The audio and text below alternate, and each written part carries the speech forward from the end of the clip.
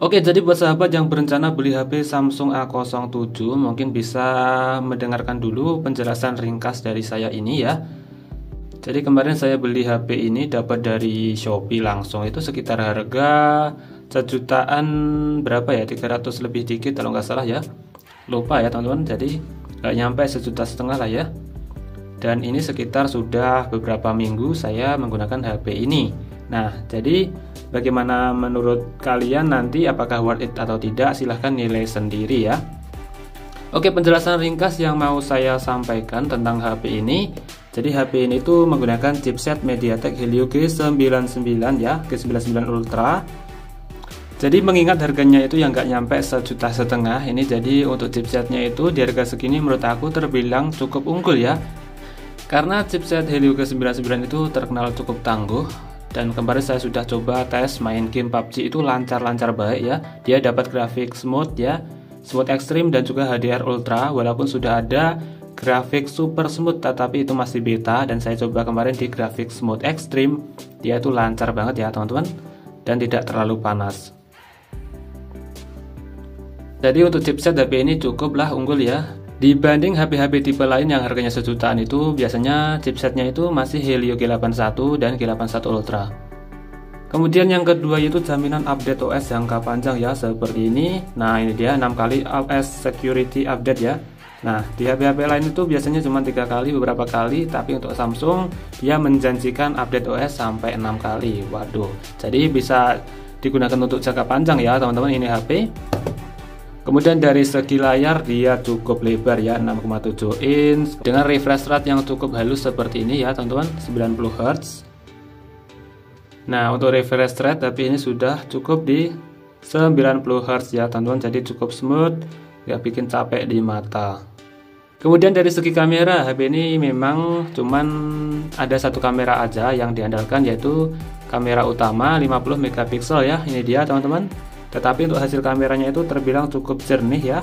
Walaupun HP ini masih sejutaan, sudah dibekali kamera 50 megapiksel dan hasilnya itu cukup jernih ya teman-teman, seperti ini. Jadi untuk membuat video atau merekam video itu sudah cukup lumayan ya teman-teman. Kemudian dari segi baterai dia cukup awet karena punya baterai 5000 mAh dengan pengisian daya 25 watt ya. Jadi cukup cepat juga pengisian dayanya. Kemudian dari segi ketahanan dia punya sertifikasi IP54 ya, yang diklaim itu tahan terhadap cipratan air dan juga debu ya teman-teman. Kemudian kelebihan yang terakhir menurut saya itu dia dari segi keamanan dia sudah unggul sekali, karena HP Samsung itu kebanyakan dibekali dengan fitur Samsung Knox ya, Samsung Knox, yaitu fitur keamanan dari Samsung itu sendiri. Jadi untuk menyimpan data sandi dan PIN ya teman-teman. Jadi HP Samsung itu kebanyakan memberikan pelayanan keamanan data yang cukup aman ya teman-teman. Kemudian yang berikutnya yaitu mengenai kekurangan di HP ini. Walaupun sebenarnya tidak layak untuk disebut kekurangan karena memang harganya HP ini cuma sejutaan ya teman-teman. Jadi ada beberapa fitur yang mungkin tidak dilengkapi ya, mungkin untuk memangkas harga dan dioptimalkan beberapa yang penting-penting, misalnya seperti chipset yang saya bilang tadi, dengan mengalahkan beberapa fitur yang tidak disertakan di HP ini untuk memangkas harga mungkin ya. Kemudian apa yang tidak ada di HP ini atau kekurangannya yaitu layarnya, yaitu resolusinya masih HD plus ya teman-teman.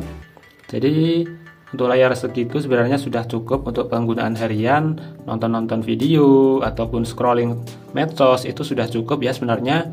Tapi kebanyakan HP sekarang itu yang di kelas menengah itu sudah banyak yang pakai HD plus ya, maksudnya Full HD ya teman-teman.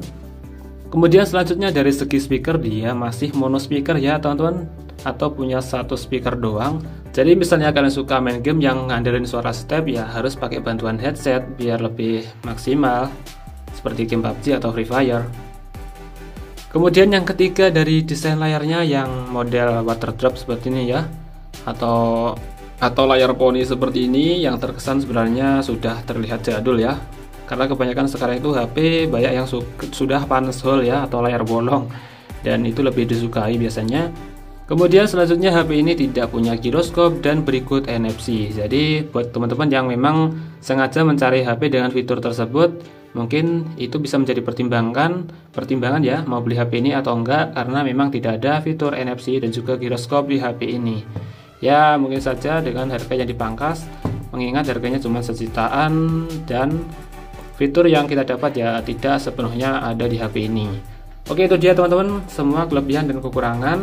Mungkin itu dia poin-poin yang bisa saya sampaikan. Kurang lebihnya mohon maaf, jangan lupa like dan subscribe.